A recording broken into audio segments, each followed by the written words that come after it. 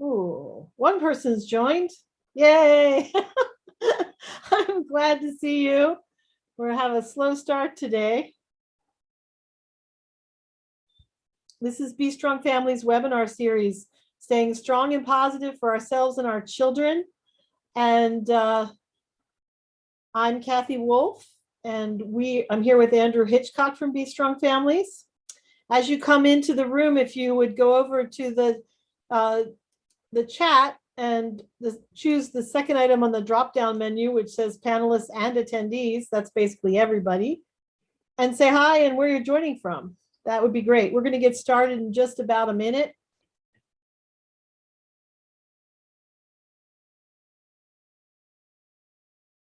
Hi, Luan.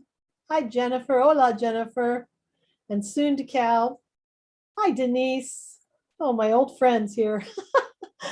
So I feel like I know you all. It's wonderful. It's bright and sunny here too. It's a very nice day today. You gotta seize those moments when you've got a beautiful day.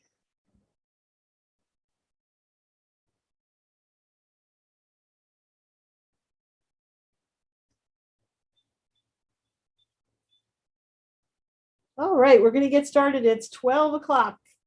And today we're talking about momentum and motivation. Next slide. You know this, those of you who are here know this, that if you want to speak, raise your hand, Andrew will unmute you, and you can speak. Meanwhile, you always have the chat. Next slide. In recognition that we co-create this safe space together, if you can agree to these agreements, type I agree in the chat, and we will get started. Hi, Tammy.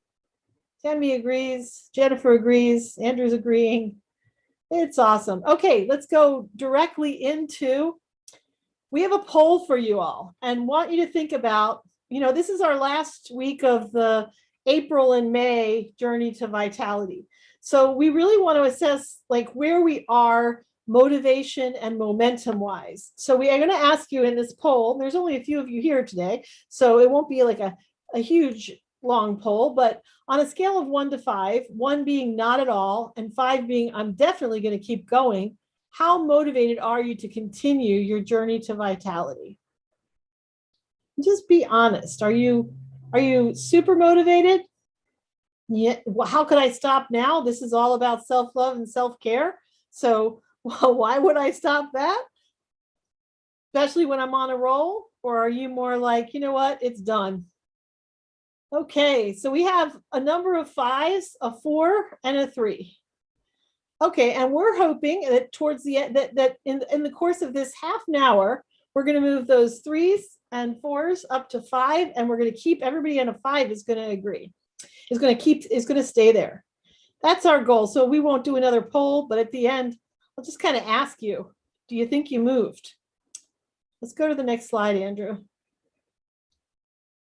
And this is where the conversation starts. For you, what's the relationship between momentum and motivation? First, you have to talk about motivation. I'm going to tell you when I was thinking of the title for this slide, for this presentation. Motivation to get me going. Yeah, for me, that's true too, Denise. Like what I'm thinking is the motivation is the why.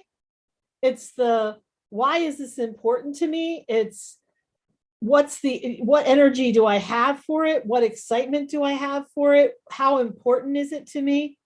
Momentum to keep me there.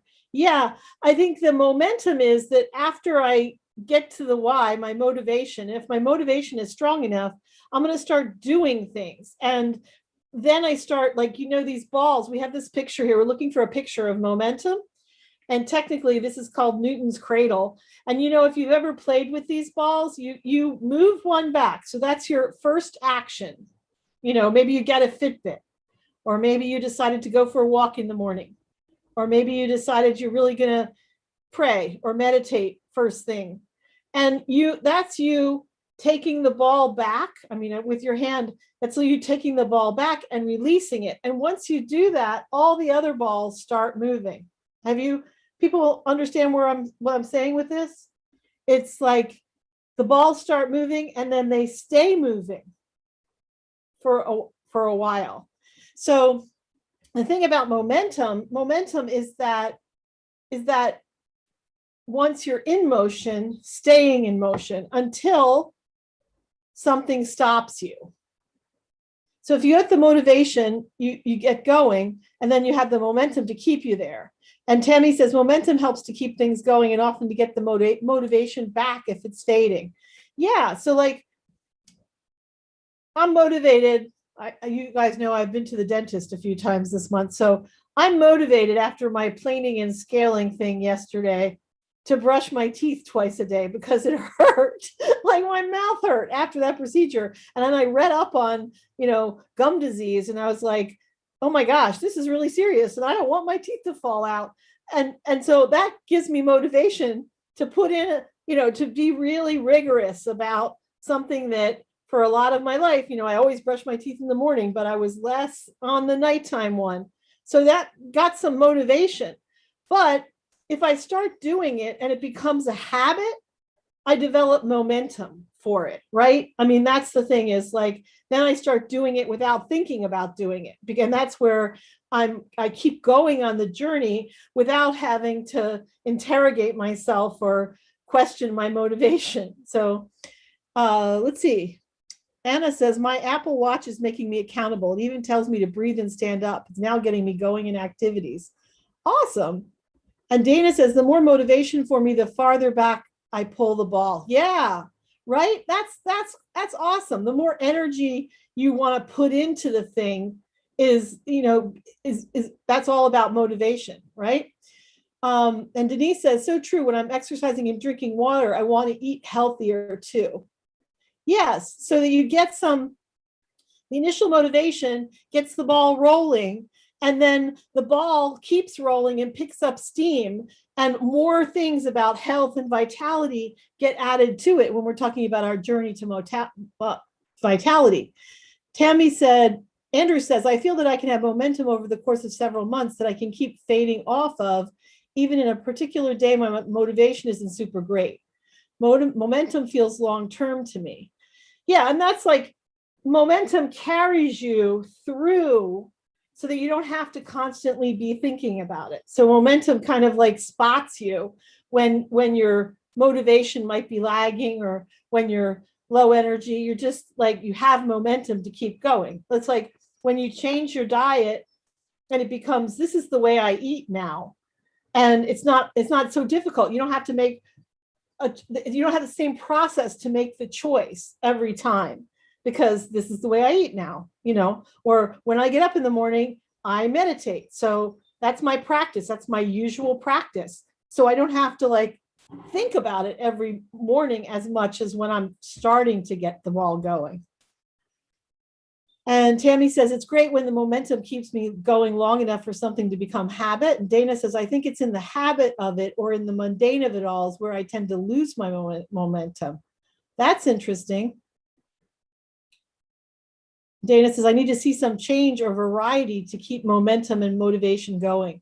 Okay, we have some quotes. That reminds me of a quote when I was researching this, which said that if you want to sustain momentum, you need to keep getting bigger goals. Andrew, if you could like Google that a little bit and put it in the chat, because it was like momentum increases with goals changing.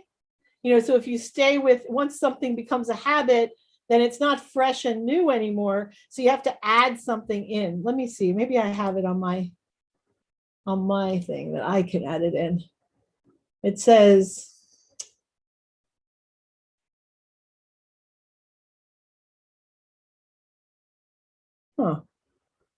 it's not there now. Let's go to the next slide.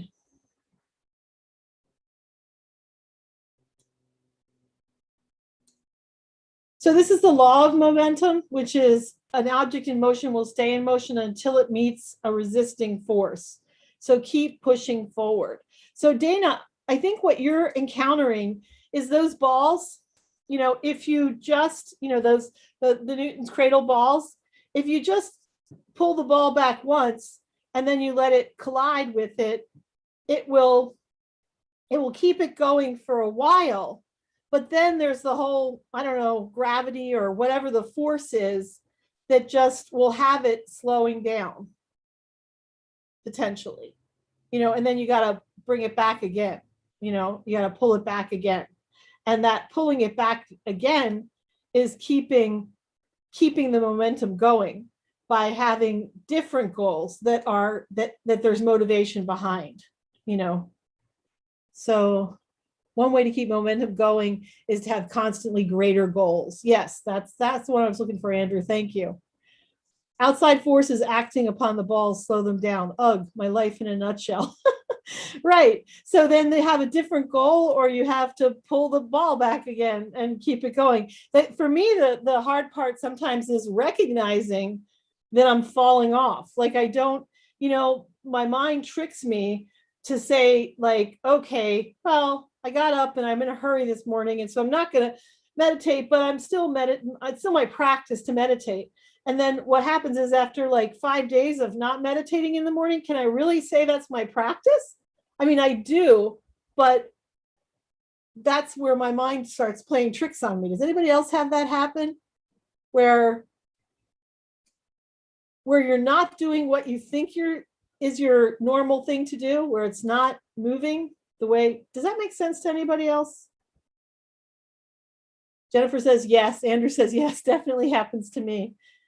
Denise says yes. Yeah, I mean, I had this thing happen last week where, because I had made certain choices, like this has to do with a turtle tank, okay? And I had bought this really great filter, and I had this really big tank. And so I was like, in my mind, I was like, this is all good. My turtle is now great. My mom and sister came and they were like, Katthe, this is gross. This is nasty. And I literally didn't see it because in my mind, I had the thing in place that was going to make it great. But they were right. And they kept at it. And I realized, and then I watched a YouTube video and I took the thing apart and I realized, oh, wow, we hadn't put it together right. So that's why it wasn't filtering the way it was supposed to filter, and I could correct it. But that whole thing of thinking that you are in one place when actually you're in another. I mean, that's when they say denial is not just a river in Egypt, right? Next slide, please. Jennifer says, part of it for me is being okay when those obstacles arise and there's a large pause in my practice. Grace is a big part of my journey. Thank you for saying that, Jennifer, because it is, to me, I love that. I love what you said. Okay when the obstacles arise, there's a pause in the practice. Like, my intention is to meditate every day, or my intention is to be gluten-free or whatever. And then for a week or 2 weeks or a month, I'm not gluten-free. And then my joints start to hurt. And then I go back and say, okay, I have to align my actions with my intentions again. And Dana says, I think that's a very important point, checking in. Just because I had a goal of X 10 years ago doesn't mean it should be a goal now. Also, some goals are finite, some are not. And Jennifer says, yes, and non-attachment to goals. Right. And also recognizing when the goal's still good, but my practice has slipped.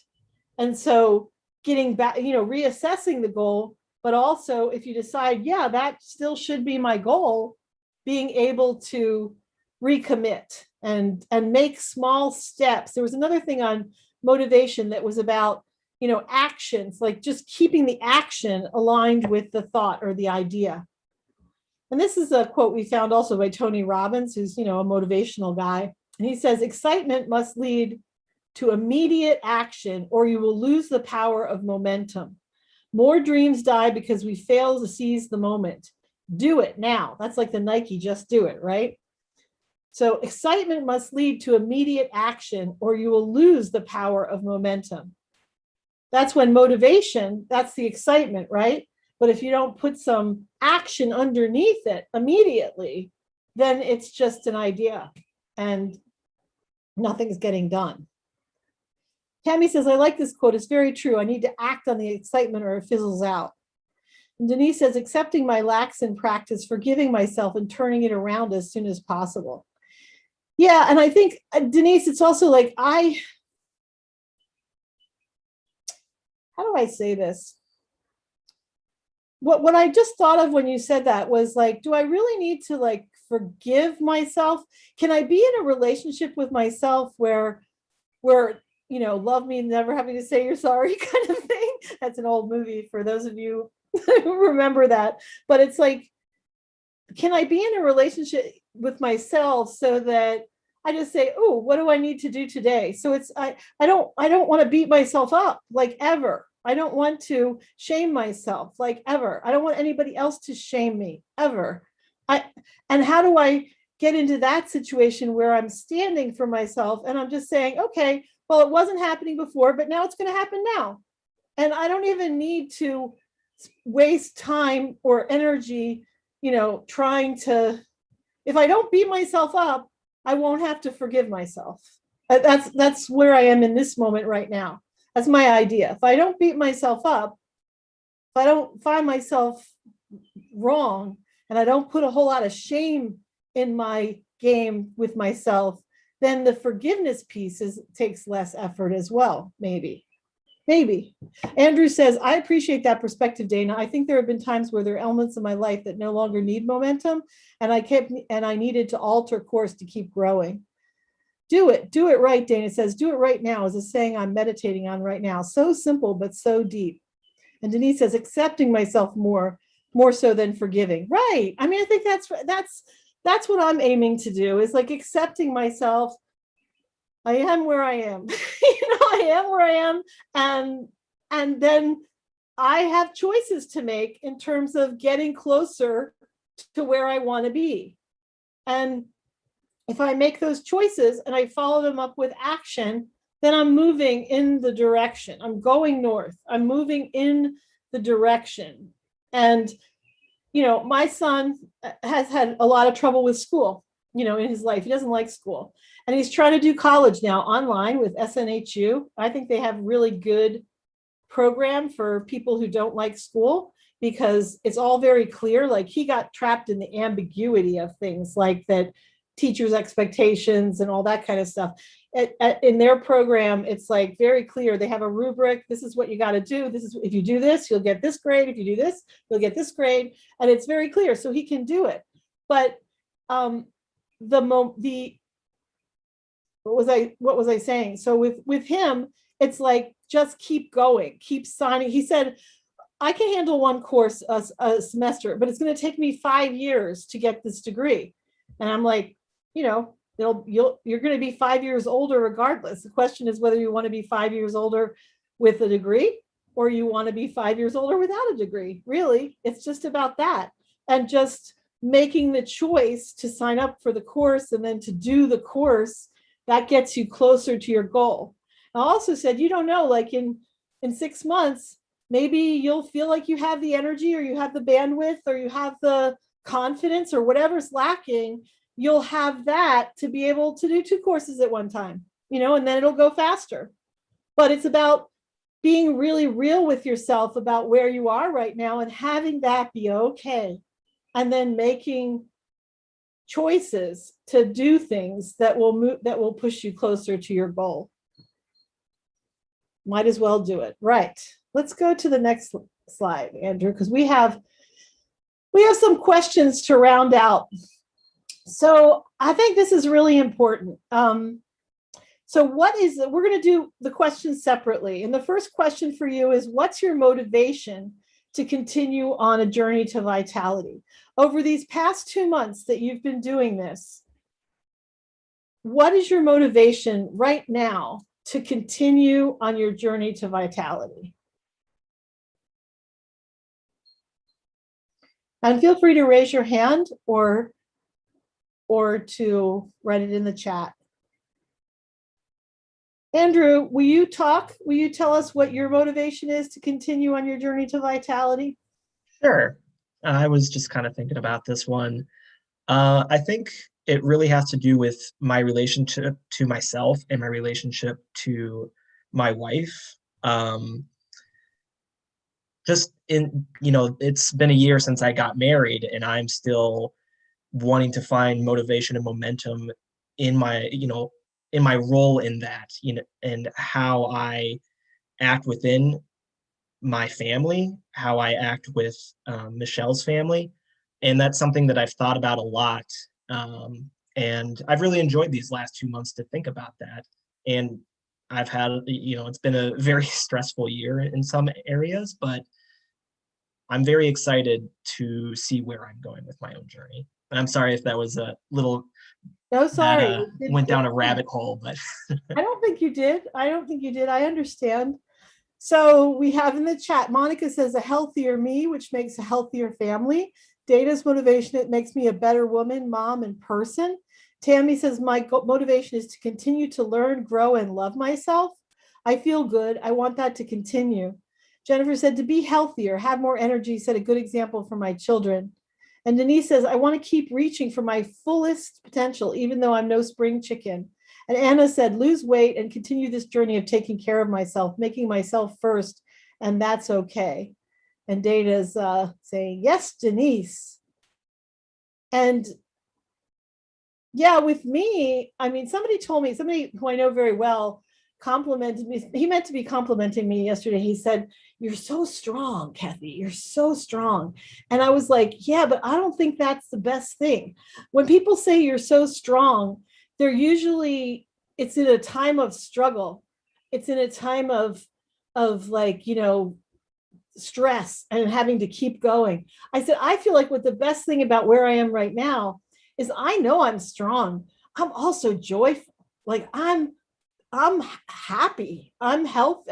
I feel like happy, healthy, holy. Like I feel like I'm living my best life, and I'm delighted with what's around me and what I'm doing. And to me, that is my motivation to keep going, because I haven't always felt like that. I've always felt strong, but I haven't always felt strong and joyful. And I think that that's my motivation to keep going. Let's see. Tracy says, try to live one day at a time and know each day I wake up is a blessing and a chance to do better. And Jennifer says, I feel that. I don't want to be a superwoman. And Dana says, it's never too late to be what you might have been. Yeah, well, I mean, and that's the whole thing of, I'm also, not a spring chicken. I had my 60th birthday last week. And for me, I mean, I see my mom at 80, and she's like, I have a video, if only I could show you the video of her dancing in the kitchen with my younger sister, like when they were here visiting. Like she is so inspiring because she has so much vitality, so much positive energy. So she has a little twinkle in her eye, and she's dancing, she's moving. And I want to be like that. I want part of my motivation is that I want to have more mobility, have mobility. As I age, I don't want to get into the situation where I don't know, I just want to have more mobility. So somebody also turned me on to Tunja Otis has talked about this, but I think I talked about this yesterday too. There's a YouTube or TV, it's called Eccentrics, and it's about aging backwards, and it's all about mobility and how do you do stretching and such things that will help keep you young. So keep your body able to move or increase it's called Eccentrics. And it's gentle. I mean, there's the 70-year-old woman there now. She's trained teachers, Tammy, but she's trained teachers, but she still does it too. She's like 70 years old, and she created the series. So she does some of the classes. And my massage therapist, who's younger than I am, but she says she always likes to watch her do it. So classical stretch, yes. Denise says, I signed up for my first college class for my 40th birthday. Yay, Denise, better late than never. I signed up for grad school for my 50th. 60th will be here before I know it. Yeah, Denise, and I'm getting my PhD now. Like I'm doing I'm doing graduate school now. And I went back to graduate school in 2015 to get it's always been like a bucket list thing that I wanted to have a master's and I wanted to have a graduate degree. But I had a really hard time with it, like back in my 20s. It was not an easy thing for me to jump through the hoops that they had there emotionally. It wasn't like intellectually it was hard as much as it was just I couldn't do it. And I was always like in the background of I didn't do it. I should have done it. I could have done it. I didn't do it. And then 2015, I just started doing it. And I picked a program that was not hard for me, that was joyful for me. It was a women's spirituality master's, and I was studying with people that I had studied with in the 80s, when I first started my journey on women's spirituality. Anyway, so, and then after that, like I picked up momentum and confidence. See, if that's one thing that goes along with momentum is confidence. I think it's like that thing that you get the motivation, then you get the momentum, then you get the confidence that makes you feel like, yeah, I can do this and I can do more and I can do better. And that's where I went with the graduate degree and with the PhD. So I hope some of my anecdotes are useful for you, and it's not. I hope that that's useful. So then the last question before we stop is, how do we keep our momentum and motivation going for this summer and beyond? And Jennifer says, confidence creates change. And Dana says, you're too right. Confidence needs to be the fuel. Exactly, because, in some ways, to me, the things that stop me, like, the body in motion will stay in motion, a body at rest will stay at rest. Okay, so what stops the momentum? And for me, what usually stops the momentum is some kind of fear, some kind of self-doubt, some kind of limiting belief about who I am or what I'm capable of, some kind of, what we were talking about earlier, some kind of negative feedback from someone in my world. And so that kind of thing is, like, to me, eliminating those barriers, and just dwelling in the confidence and befriending yourself. Like, one of my teachers, yoga teachers, has this whole thing. I think I might have played it for you at one point, but it's called Patience Pays, is Yogi Bhajan, and it was Patience Pays. And one of the things he says in there is, patience pays, wait, all that. What was I thinking about it? Oh, I lost it. Oh, well, Monica says, pray for discipline and strength to continue with momentum. And Andrew says, keep momentum and motivation by keeping my foundations maintained. I want to spend a summer focusing especially on my relationship to my physical vitality and social vitality and how they relate to my holistic vitality. And Denise said, I get the winter blues bad. I have confidence by midsummer I'll be meeting more of my goals. Denise, do you know about light therapy in the winter? It's a real thing, which is for a lot of people that you get a certain kind of light. You can Google it, or email me and I'll let you know about it. Yes, and she uses light therapy. Sad. It's called seasonal affective disorder. And it's really just a lack of sunlight. And you can treat that by getting a certain light that you put on your desk, and it make you feel better. Yeah, thinking of looking into it. Summer would be a good time to think about looking into it, buy it for the winter, and then just try it when you've got the confidence. But I think that's the whole thing, is that if we're patient with ourselves, and then the confidence that it says, dwell in God and befriend your soul. That's what's in Patience Pays, Yogi Bhajan. Dwell in God and befriend your soul. So if you really think about befriending your soul and befriending your core self, and nourishing and nurturing and loving that, then I think the confidence can come from that, from within. So with that, we'll go to the next slide and encourage you. I'll tell you where we're going with this. We're going to continue the journey to vitality. So tomorrow, Alexandra and Robin will be here, called Creating Your Strategic Plan for Holistic Vitality. And then we'll have a cafe on Friday. On Monday, it's Memorial Day, so we won't be having a webinar. And then next week, for June, we're diving deep into some issues related to well-being and vitality and the journey to vitality. We're back to kind of a hybrid format of having presenters for a number of them and then having conversations for other ones. So we're starting out, we have a new Katthe deck called Grief Compass, which is navigating grief, trauma, and loss. And we had a great little team of people who, those of you who have been with the webinars for a long time will know who they were. Ahmad was one of them. And Ahmad's going to be doing, next week, he's going to be doing decolonization for well-being, which is just recognizing that part of when you feel unwell, especially mentally and emotionally, it's, you know, we have a premise in this culture that it's your fault, that you are out of sync or that you're out of balance. And the decolonization idea is just that, you know, society has a role too in how things are set up.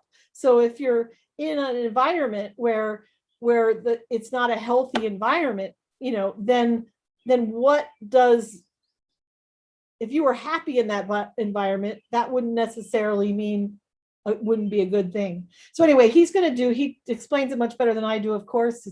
And they will be talking on Tuesday about decolonization introduction, and then conflict transformation, and then pod building, and then mutual aid and support for community building. So they are an awesome person. If you've ever witnessed them before, they're an awesome person and beautiful teachings. Let's go to the next slide. And this is what I was saying. These are the domains of vitality. These are some tools we have. We have posters. We're going to have magnets. We have this Grief Compass, Navigating Trauma and Loss Katthe Booster Pack, and the Vitality Cafes. Feel free to order them at bestrongfamilies.org/resources. And thank you for being here. We love you. We are on your side, want to see you succeed and live the life that you want to live.